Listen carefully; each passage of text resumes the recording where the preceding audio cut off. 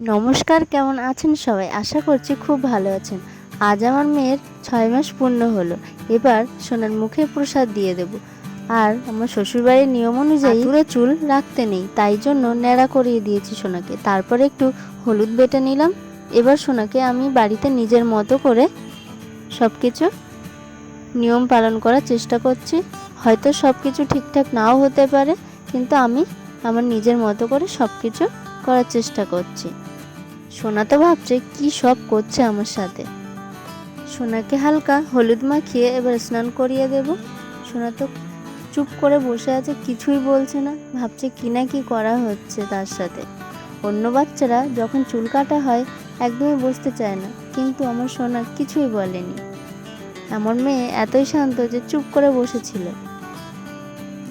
কিছুই বলছিল না।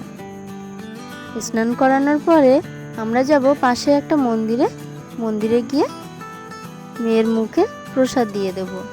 আর এই উপলক্ষে সোনার মাম এসেছে, দিদু আর মিমি এসেছে। সোনার মাম সোনাকে আজ প্রসাদ খাইয়ে দেবে। একটু আগেই মোটরে করে উপরে জল তোলা হয়েছে, তাই সেখান থেকেই জল পড়ছে। মনে হচ্ছে যে বর্ষা হচ্ছে। আমাদের বাড়ির পাশে এবার গরমের ধান চাষ করেছে, কি সুন্দর সোনার ফসল ফলেছে, তাই না? এতদিন আমি আমার মেয়েকে শুধুমাত্র ব্রেস্ট ফিডিংই করাতাম, অন্য কোনো কিছুই খেতে দিইনি। এবার মুখে প্রসাদ দেওয়া হয়ে গেলে তারপর কিছু কিছু খাবার আমি তাকে দিতে পারবো। এতদিন তেমন কোনো কিছু প্রয়োজন হয়নি, সেই জন্য দিইনি। 6 মাস পর থেকে যেসব বেবি ফুড খেতে পারবে তা অল্প অল্প করে দিয়ে তাকে সেই খাবারের প্রতি অভ্যস্ত করে তুলব।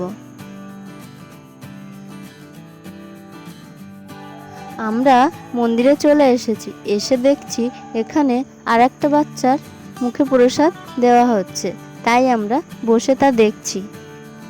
এই বাচ্চাটিও আমার মেয়ের বয়সের।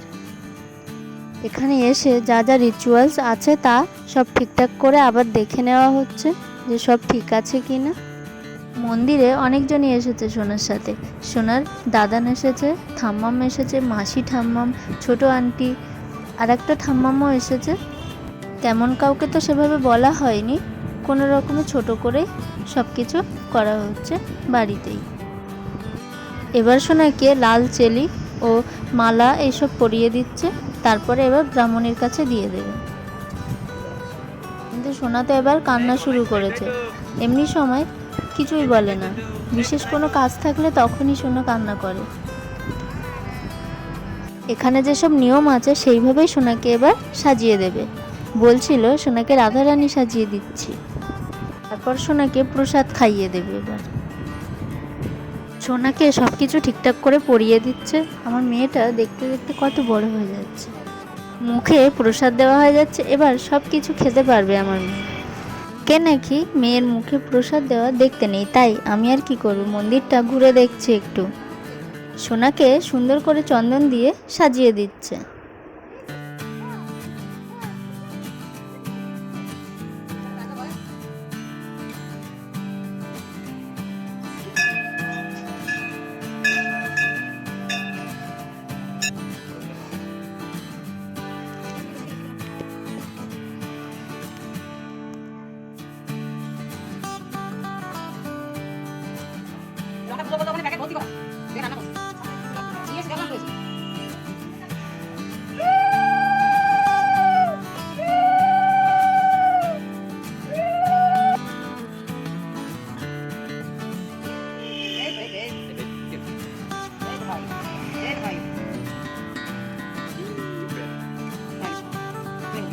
এইবার সোনার মাম সোনাকে খাইয়ে দেবে, তাই সোনাকে নিয়ে বসে পড়েছে।